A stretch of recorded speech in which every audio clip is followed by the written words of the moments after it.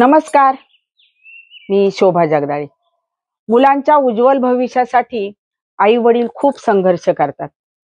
त्याने अभ्यास करावा म्हणून अशाच एका आईच्या काळजात साठवलेले शब्द आज आपण बघणार आहोत। बाळा, तू जेव्हा पुस्तकात डोकं घालतोस ना, तेव्हा वाटतं आमच्या भाकरीच्या प्रत्येक तुकड्याला अर्थ आहे। तू अभ्यास नाही केला तरी आयुष्य तुला शिकवेल, पण तेव्हाच शिकणं तुला फार महागात पडेल बरं का। आम्ही पायात तुटक्या चपला घालतो, पण तुझ्या आयुष्यात निराशेची सावली पडू नये म्हणून तुला पुस्तके घेतो। मोबाईलवर तुला मजा वाटते ना, शिक्षण नसेल तर यशाचे बटन नाही रे दाबता येत बाळा। आमचं काटेरी आयुष्य आहे, पण तुझं फुलासारखं फुलावं म्हणून उठ आणि अभ्यासाला लाग। मोबाईल खाली ठेव आणि अभ्यासापूर्वी ऐक। शिक्षण हे सर्वात शक्तिशाली हत्यार आहे।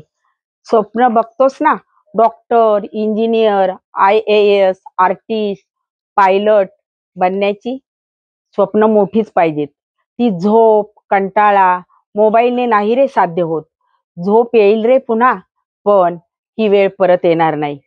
झोप आली तर थोडा ब्रेक घे, थोडं चाल, पाणी पी, चेहऱ्यावर पाणी मार। स्वप्न प्रत्यक्षात उतरवणं सोपं नसतं, त्यासाठी झिजावं लागतं, थांबायचं नसतं, तेव्हा ती घडतात।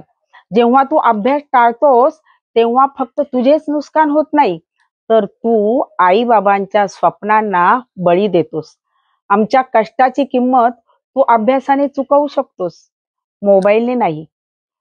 हेच का रे तुझे ड्रीम लाईफ? मनाला विचार की ही किती शर्मेची गोष्ट आहे। उठ, जोमाने अभ्यास कर, वेळेचे मोल जाण। 4-5 वर्षे मेहनत घेतली ना तर एन्जॉय करशील।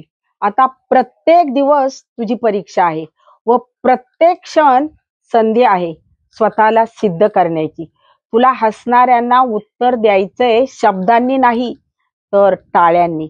माझं कर्तव्य फक्त सांगण्याचं।